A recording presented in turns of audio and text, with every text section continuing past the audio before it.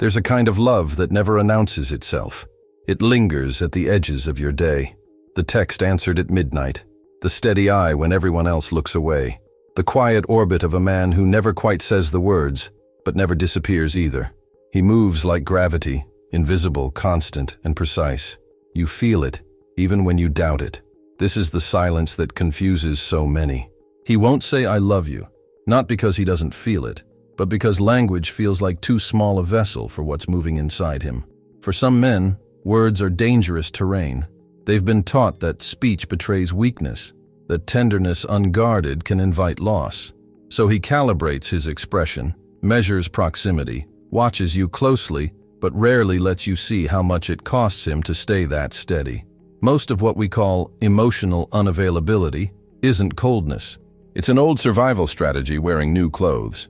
A boy who once learned that need led to rejection now regulates affection by rationing expression. It's not a lack of feeling, it's fear of exposure.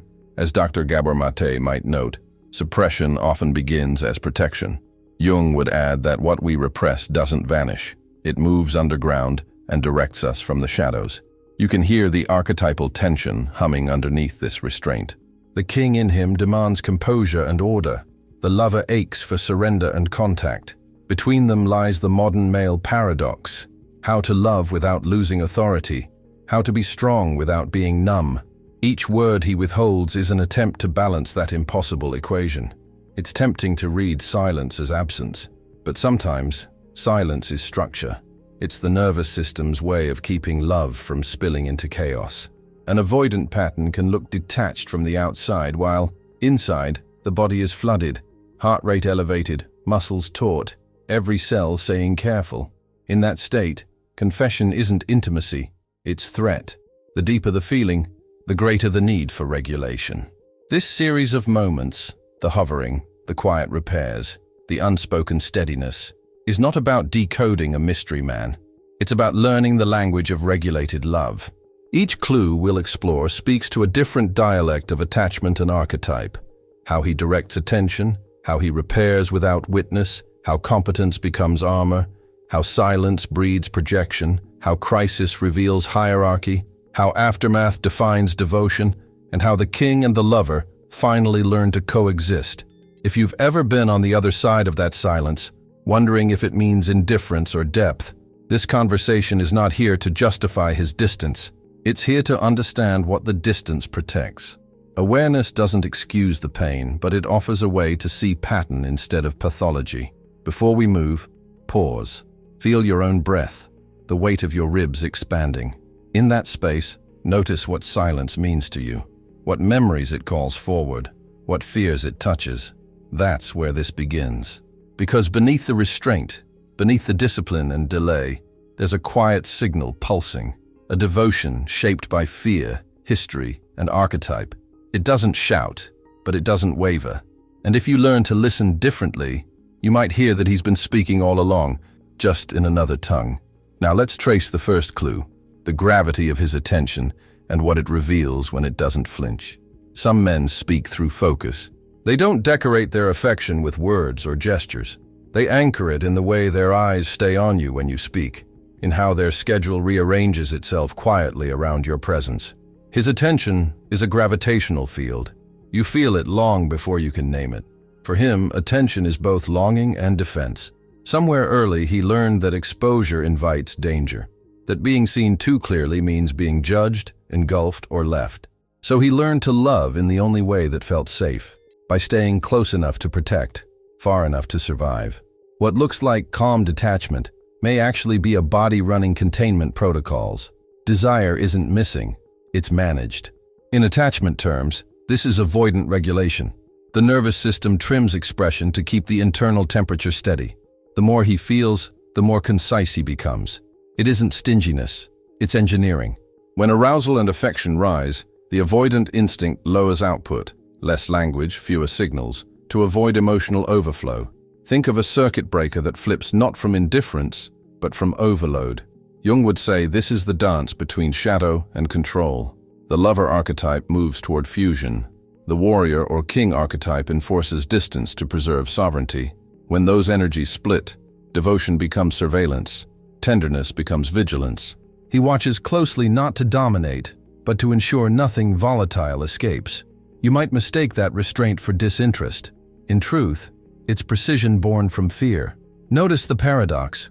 The more important you become, the quieter he gets.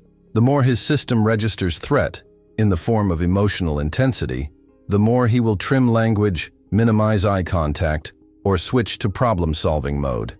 It's how he stays functional inside love. What you feel as absence might be him trying not to drown. Imagine a sniper in the hurt locker. Steady breath, measured scope, heart racing under armor. Every movement carries consequence. For this kind of man, intimacy can feel like a battlefield where any wrong move detonates shame or rejection. So he trains for stillness. He doesn't flinch, because flinching feels fatal. That steadiness, which looks like control, is his way of staying alive inside affection. The hidden wound is not a lack of care. It's fear of engulfment, meeting fear of abandonment. If he moves too close, he loses selfhood. If he moves too far, he risks the bond. Attachment researchers call this a push-pull loop, but in lived experience, it feels like a quiet civil war between autonomy and connection. His focus is the truce line. Dr. Gabor Mate might frame it differently. The child who wasn't allowed full expression of need adapts by finding connection through observation. He studies others to anticipate danger, to earn safety. As an adult, that vigilance masquerades as composure. Yet beneath it, the old contract still whispers, stay in control or lose love. There's a subtle dignity in how he loves from that place.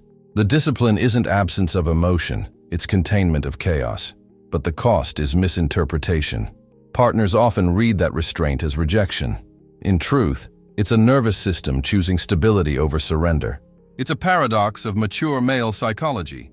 He regulates to protect the connection, yet the regulation looks like withdrawal.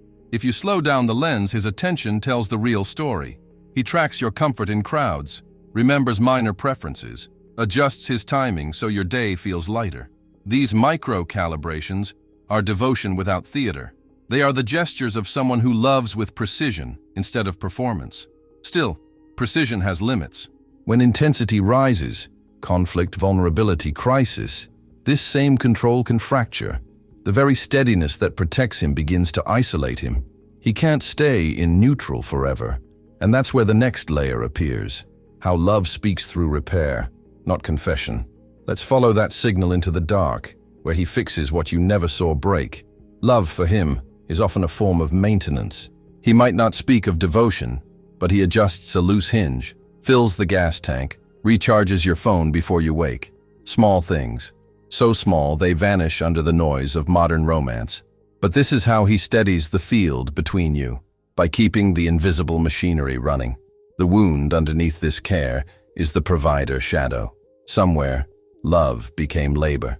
His worth was measured not in tenderness, but in usefulness. To stay safe, he learned to earn affection through repair. When something broke, emotionally or physically, he would fix it fast, not out of pride but out of terror that unresolved tension meant rejection. The boy who couldn't soothe chaos now manages it through order.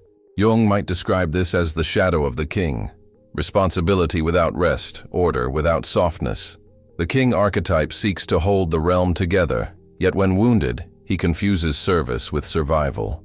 Every gesture becomes proof that he deserves belonging.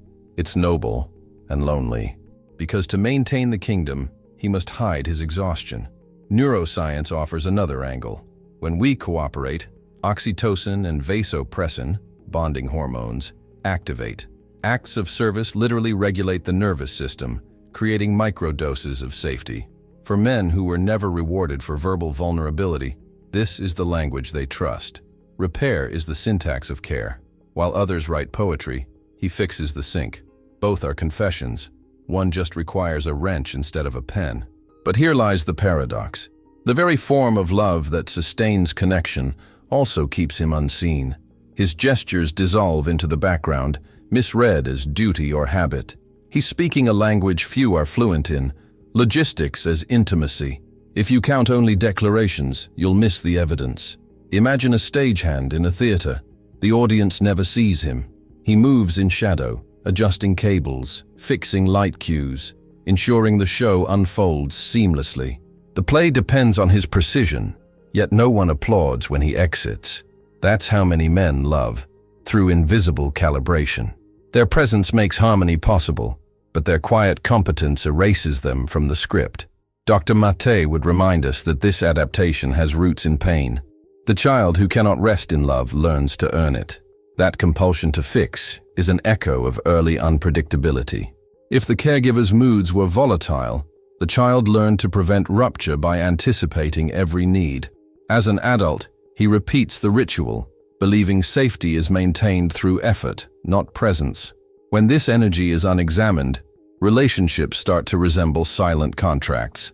He handles what breaks, and in return, he expects loyalty, sometimes without realizing it.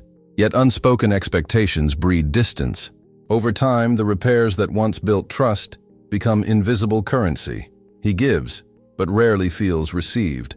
There's another layer, the body memory of vigilance. For men carrying trauma or long-term stress, the act of fixing releases tension. It offers control in a world that once felt unpredictable. Each repair is a small prayer for stability. But when devotion is expressed only as maintenance, emotional reciprocity begins to starve. Still, his intentions are not hollow.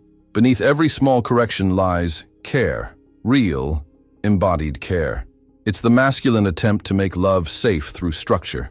Jung would call this the integration of the king's order and the lover's devotion, when fixing stops being proof and becomes participation.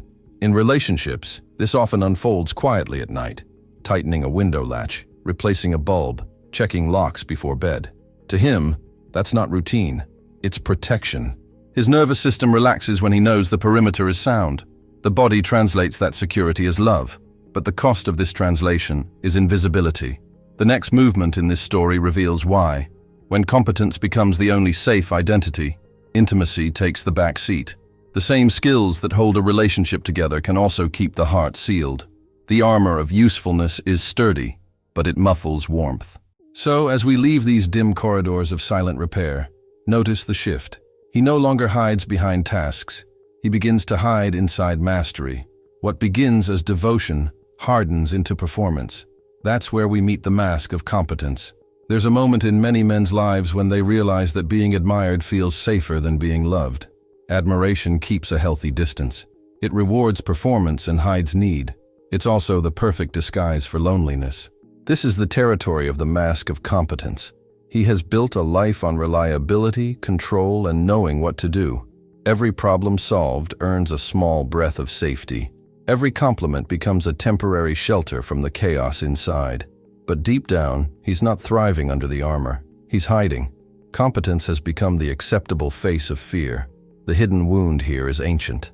As a boy, he learned that being indispensable kept him close to love. Maybe affection arrived only when he excelled, or attention came through achievement. The message etched itself quietly. If I'm needed, I can't be abandoned. It's a survival script that looks like success. Jung would call this the triumph of the persona, the social mask that wins approval over the self, the full and messy truth of who we are. When the persona hardens, it begins to eclipse the man wearing it. He becomes fluent in solving, performing, leading, but illiterate in receiving. His inner world shrinks to fit the outline of others' expectations. Inside relationships, this mask feels like steadiness at first.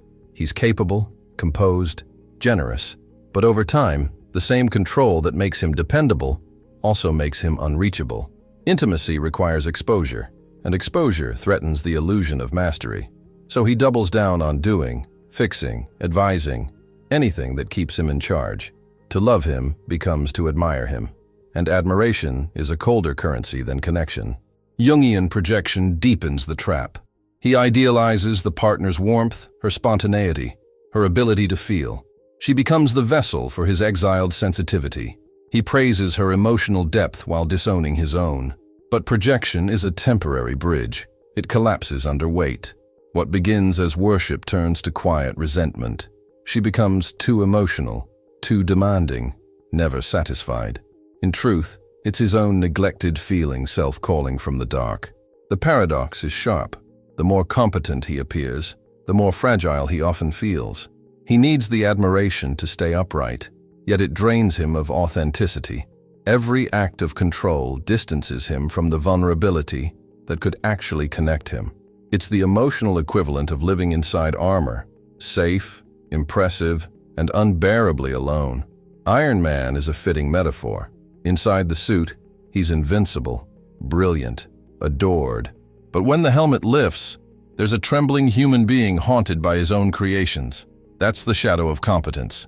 It promises security, but imprisons the heart. Dr. Mate might frame it as a trauma of performance.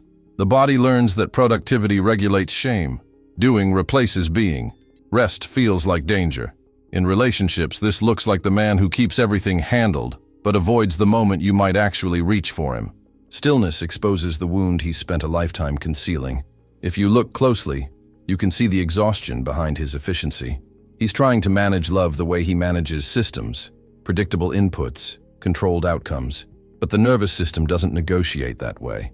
Love is inherently ungovernable. His armor can organize logistics, not longing. There's a cost to living this split. Without integration, his persona keeps feeding on approval while his deeper self starves. Over time, he may start resenting the very people he once tried to protect. Admiration delays intimacy. It doesn't deepen it. What he really craves is to be seen when he's not performing. Yet shedding that armor feels like free fall. To remove the mask means to risk exposure, the very danger the mask was built to avoid. This is why transformation for him rarely begins with grand gestures. It begins in collapse, a burnout, a breakup, a moment when the mask stops working. The crisis that cracks the shell doesn't destroy him, it invites the buried lover back into the room. Still, he resists. The voice of the old contract whispers, "Stay in control, stay admired, stay safe." But under that voice, another begins to rise, a quieter one that says, "Be known." The stage is set for projection to complete its circle, because when his restraint collides with someone else's longing, a mirror forms. Her pursuit meets his retreat, and suddenly both are trapped in the same choreography, one chasing reassurance, the other chasing air. That's where we go next, into the echo chamber of silence, where his avoidance and your longing start to dance. Silence has gravity. It pulls both people into its orbit, bending perception until meaning becomes projection. When he withdraws, it isn't always punishment. It's often regulation, a body seeking safety through distance. But to the one who loves him, that distance lands like rejection. The space between you starts to hum with interpretation. You fill his absence with your fear of loss. He fills your pursuit with his fear of being consumed. Two nervous systems, each reading the other's instinct for survival as evidence of danger. It's not cruelty, it's choreography. Each step the anxious one takes forward triggers the avoidance retreat, which in turn amplifies pursuit. What feels like opposition is actually a mirror. Both are reaching for security, but in incompatible languages. Attachment theory calls this the anxious avoidant loop. Jung would describe it as two shadows dancing, each person projecting their buried longing onto the other. You fear being abandoned. He fears being engulfed. Your attempts to pull him closer only confirm his sense of threat. His retreat confirms your sense of unworthiness. Around and around it goes. Dr. Mate might remind us that both responses originate in early adaptations. When connection was unpredictable, one child learned to cling, another learned to disappear. As adults, those strategies collide under the banner of love. The anxious partner mistakes regulation for rejection. The avoidant partner mistakes connection for captivity. The relationship becomes a nervous system standoff, fight or flight disguised as romance. The hidden wound here is not incompatibility. It's synchronization built on opposite fears. Each is loving in the only way they know. The anxious one reaches to soothe panic. The avoidant one distances to soothe overload. Both are protecting tenderness with reflex, but protection, unexamined, turns into repetition. In these moments, silence becomes a stage for the unconscious to speak. What you hear in his quiet isn't necessarily what he means. It's what your history translates it into. The echo you chase isn't his voice. It's the sound of your own longing ricocheting off his restraint. To recognize this is not to blame yourself. It's to begin seeing clearly. The paradox deepens. The proof you demand, reassurance, words, explicit affection, is often the exact thing his system reads as threat. When you press for intimacy, he doesn't feel loved, he feels cornered. His body goes into defense, not because he doesn't care, but because closeness floods him faster than he can regulate. His silence isn't a wall, it's a stabilizer.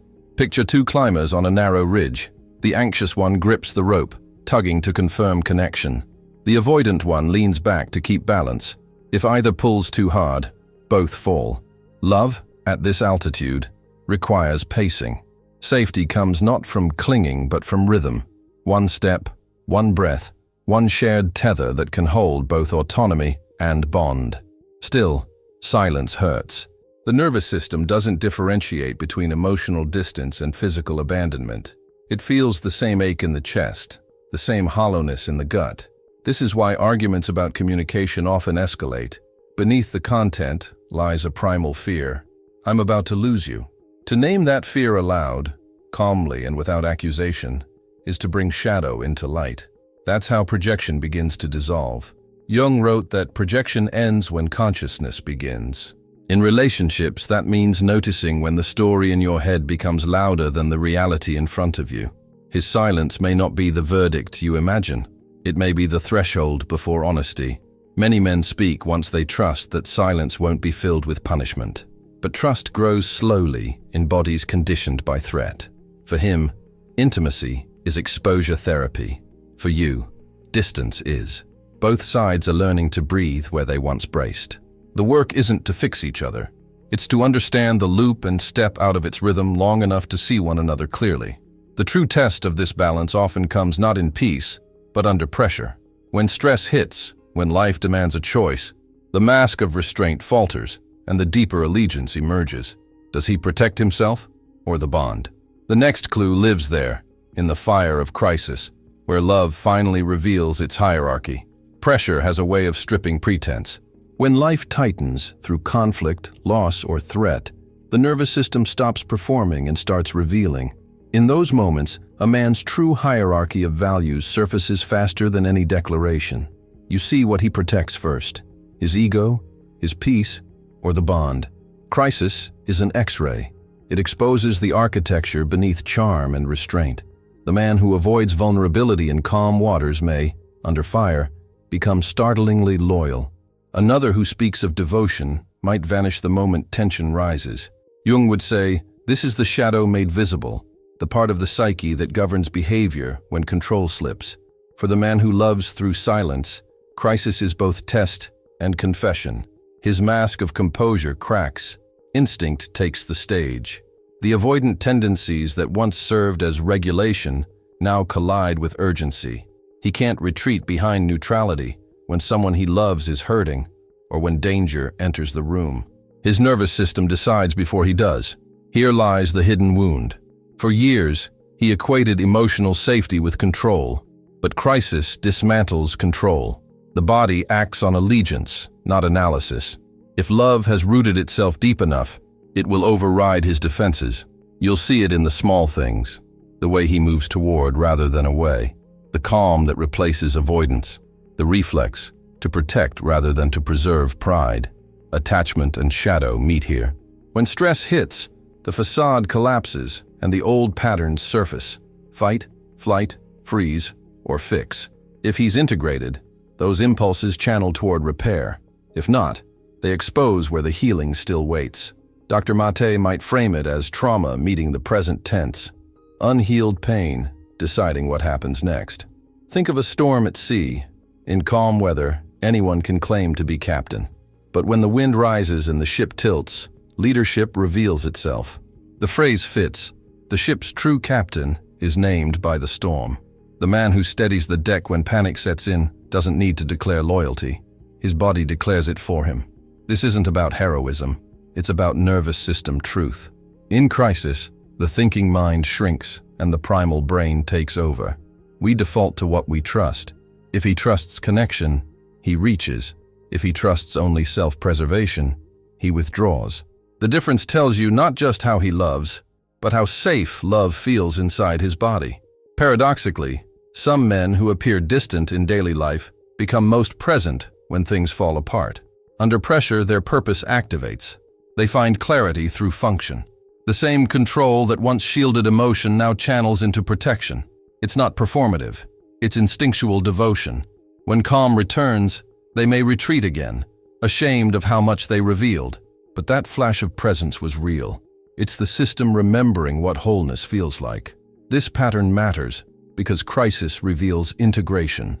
A man who can stay connected while facing threat has begun to reconcile his archetypes. The king holds structure. The warrior acts. The lover keeps empathy alive within both. Together, they form integrity, the ability to protect without hardening, to feel without fracturing. Yet for others, the storm exposes fractures still unhealed. If shame rules the system, he may lash out or disappear. That, too, is information. The nervous system tells the truth long before the mouth catches up. It shows where love must mature before it can sustain weight. The aftermath of crisis carries its own revelation. When the dust settles, does he return to consistency, or does the calm feel unbearable without drama? Some men equate peace with emptiness, mistaking stability for absence. Others understand that loyalty is measured not in apology but in follow-through. So the instruction isn't to test him, but to observe what the body reveals when life tests both of you. His reaction under fire is less about performance and more about pattern. And when the storm passes, the next clue emerges, not in chaos, but in what comes after it. That's where we turn next, to the aftermath pattern, where consistency outlives excitement and devotion, stops needing adrenaline to prove itself. After intensity fades, the truth becomes quieter. Grand gestures end, adrenaline drops, and ordinary days return. This is the phase where most relationships misread devotion, because excitement is easy to measure, but steadiness is not. The aftermath is where love either dissolves or matures. For many men, the post-crisis calm feels foreign. The nervous system, once tuned to threat, struggles to recognize peace as safety. When stillness arrives, they unconsciously create new tension just to feel alive. It's not sabotage, it's conditioning. Their bodies confuse equilibrium with emptiness. Yet the men who have begun to integrate, the ones who can tolerate calm, reveal themselves here. They keep showing up when the story no longer sparkles. This is where biology and archetype meet. After a surge of dopamine and adrenaline, pair bonding relies on oxytocin and vasopressin, the hormones of routine trust. Love becomes rhythmic rather than cinematic. The king archetype takes over where the lover once led, translating passion into reliability. It's a quieter devotion, one that repeats itself through small, consistent acts. The hidden wound beneath this stage often traces back to early unpredictability.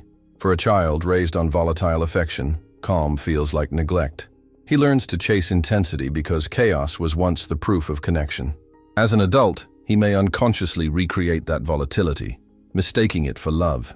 Integration requires reteaching the body that serenity is not abandonment, it's regulation. Dr. Mate would say this is the nervous system remembering safety. After trauma, peace can feel suspicious until it's practiced. Each uneventful day becomes exposure therapy for calm.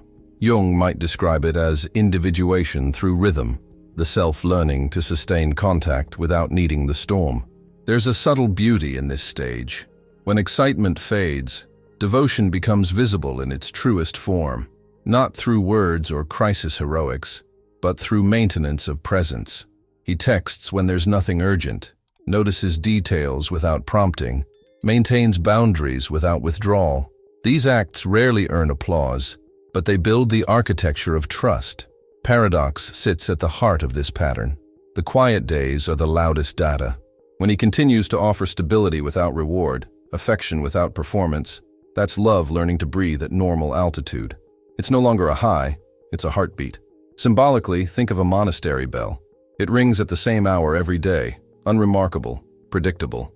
No one marvels at its consistency until the day it doesn't sound and the silence feels wrong. That's the essence of steady love. It becomes background rhythm, invisible until absent. In this aftermath, you can see which archetype leads.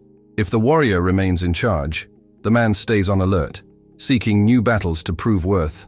If the king has matured, he governs through order, not conquest. And if the lover has finally been allowed to breathe, He infuses structure with warmth. Integration looks like this: reliability infused with tenderness, responsibility no longer choking desire. Still, many men struggle here.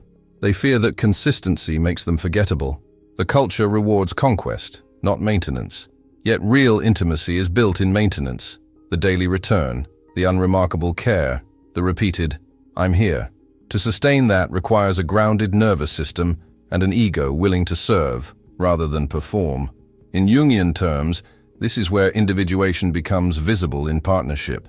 The man who once sought validation through intensity now finds meaning in continuity. He becomes his own anchor, and in doing so, offers anchoring to another. Love stops oscillating between hunger and retreat. It starts to hold form. And this is where most stories would end. Two people, calmer, wiser, repaired. But for this man, one final reconciliation remains. Inside him, the archetypes that have wrestled throughout this journey, the king, the warrior, the lover, must finally make peace. The next chapter is the truce inside his chest, where power learns to coexist with tenderness, and authority no longer silences affection. Inside every man, there's a council of voices that rarely sit in the same room. The king demands order and sovereignty. The lover longs for surrender and connection. One governs the world outside, the other rules the world within. When these two archetypes remain at war, love becomes disciplined but cold, devoted but distant. When they reconcile, devotion turns to peace. The king fears losing authority. He keeps emotions contained, runs the realm with logic and restraint. His love expresses itself through provision and protection. But the lover, the heartbeat beneath the armor, fears losing connection. He seeks touch, presence, communion. The king calls that weakness. The lover calls it truth. Their tension defines the modern male dilemma: how to hold power without extinguishing tenderness. Jung saw this as the unfinished task of individuation, the process of uniting opposing forces within the psyche. When the king rules unchecked, a man becomes rigid, suppressing emotion in the name of control. When the lover dominates, he dissolves into longing, losing structure and self. Integration means neither side wins. It means each learns to serve the other.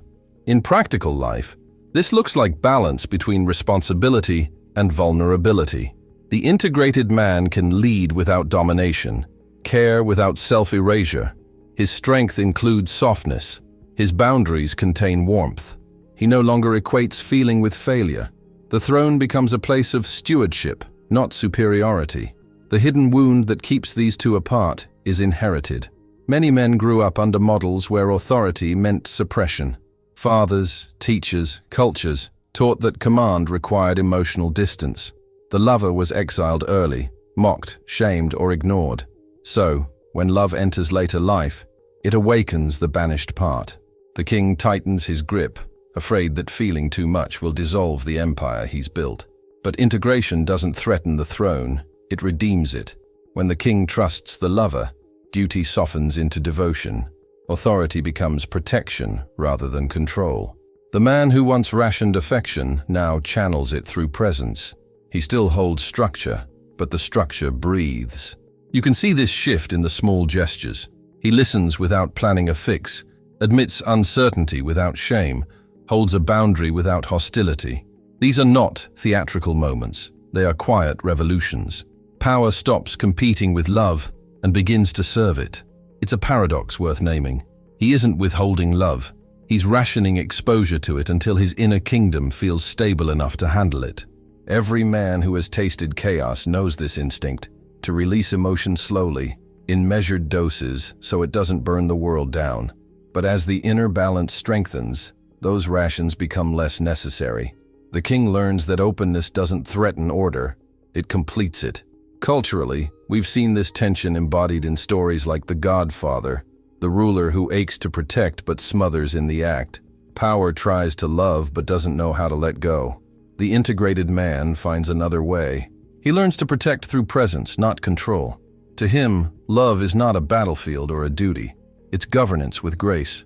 When this union happens, language returns. The words he once swallowed begin to surface, not as performance, but as truth. I'm here. I was scared. I care. Simple, steady phrases. The lover speaks through the king's voice, and for the first time, it sounds whole.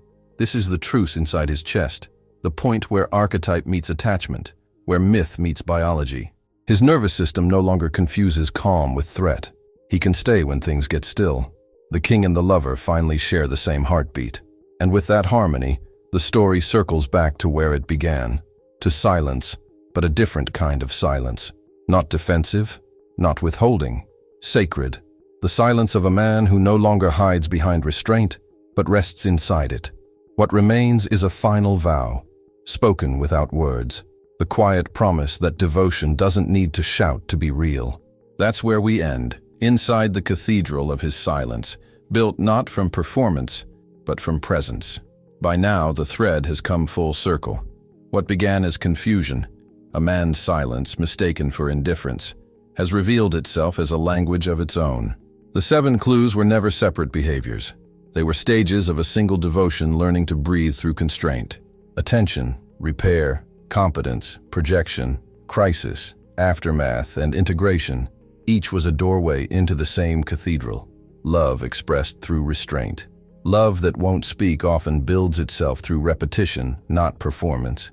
It builds through the way he looks back before leaving the room, through the uncelebrated errands, through the steadiness that outlasts adrenaline. These are not grand confessions, but quiet vows, built from habit and held by regulation. The silence that once felt like distance becomes architecture, walls made of small, faithful acts. In Jungian terms, this is the psyche finding integration. The shadow of fear meets the light of awareness.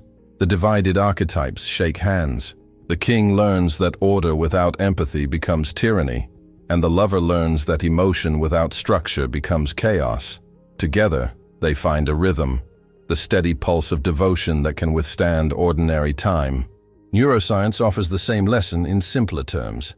The body learns safety not from drama, but from consistency. Oxytocin and vasopressin thrive in repetition, in predictable contact. The nervous system settles when it trusts that tomorrow will look like today. That's how love becomes a form of regulation, each person co-regulating the other through reliability. There's a humility to this kind of bond. It doesn't demand spotlight or spectacle. It asks only to endure. When words finally come, they sound less like declarations and more like acknowledgments. I'm here. I stayed. The speech may be sparse, but the meaning is dense. Silence now is not a barrier, but a resting place. Transformation happens quietly. The man who once rationed feeling discovers he no longer needs to. The woman who once chased reassurance finds it in the rhythm of ordinary days. What they share becomes less about performance and more about presence. In Jung's language, individuation isn't becoming perfect. It's becoming whole enough to stop hiding. When the king trusts the lover, the two halves of devotion merge. Words and logistics align. Purpose and tenderness stop competing. Love becomes self-governing, not self-defensive. It doesn't need crisis to prove its depth or distance to preserve its dignity. It simply moves through life like breath, visible only when it pauses. Think of it like a lantern in fog. It doesn't announce the road, doesn't illuminate every turn. It just keeps the light steady so both can walk. That's what his love was trying to say all along. Not through speeches, but through constancy. Not through performance, but through presence. And in that steadiness, silence changes shape. It's no longer the absence of words, it's the presence of peace. That is his quiet vow.